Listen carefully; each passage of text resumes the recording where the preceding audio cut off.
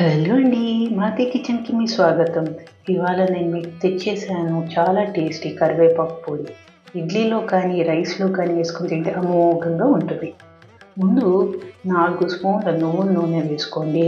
దాంట్లో 3 స్పూన్ల శనగపప్పు, 1 ½ స్పూన్ మినపప్పు వేసి చక్కగా రోస్ట్ చేసుకోండి.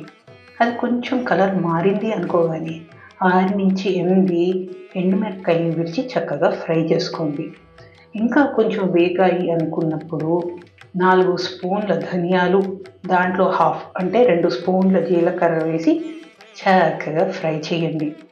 జుట్టు ఒత్తుగా రావాలి అనుకునే వాళ్ళు ఈ డిష్ రెగ్యులర్‌గా తింటూ ఉండండి. దీంట్లో మీరు కొంచెం ఫ్లక్స్ సీడ్ కూడా యాడ్ చేస్తే దీని న్యూట్రిషనల్ వాల్యూ ఇంకా చాలా పెరుగుతుంది. 3-4 పొట్టు తీయని వెల్లుల్లి రెబ్బల్ని వేసి చక్కగా ఫ్రై చేసుకోండి. మీరు కావాలంటే వెల్లుల్లి లేకుండా కూడా చేసుకోవచ్చు. తర్వాత 3 చిటికెల ఇంగువ వేసి చక్కగా పచ్చితనం పోయే వరకు ఫ్రై చేయండి. దీంట్లో కొంతమంది ఎండు కొబ్బరి అన్నది కూడా యాడ్ చేస్తూ ఉంటారు కానీ నేను ఇక్కడ అవాయిడ్ చేశాను. ముందుగానే నేను 1 కప్పు కరివేపాకుని కడిగి ఎండేసుకున్నానండి. అది ఇక్కడ వేసాను. మీరు కనుక ఫ్రెష్ కరివేపాకు వేద్దాం అనుకుంటే మాత్రం నూనె క్వాంటిటీ చాలా ఎక్కువ పడుతుంది. దానికి తగ్గట్టు మీరు నూనె వేసుకొని చేసుకోవచ్చు. ఇక్కడ ఇవన్నీ చక్కగా ఫ్రై అయిపోయిన తర్వాత తగినంత ఉప్పేసి చక్కగా మిక్సీ గ్రైండర్లో వేసుకుంటాను.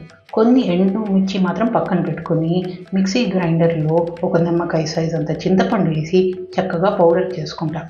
దాని తర్వాత ఈ ఎండుమిర్చి అన్నది యాడ్ చేసి 1 కానీ 2 కానీ పల్సెస్ చేయడం వల్ల ఫ్లేకీ టేస్ట్ అన్నది వస్తుంది. ఇంకేముంది, ఎంజాయ్ చేయడానికి రెడీగా ఉంది. మీరు కూడా చేసుకున్నాక ఎలా ఉందో చెప్పండి. ఎంజాయ్.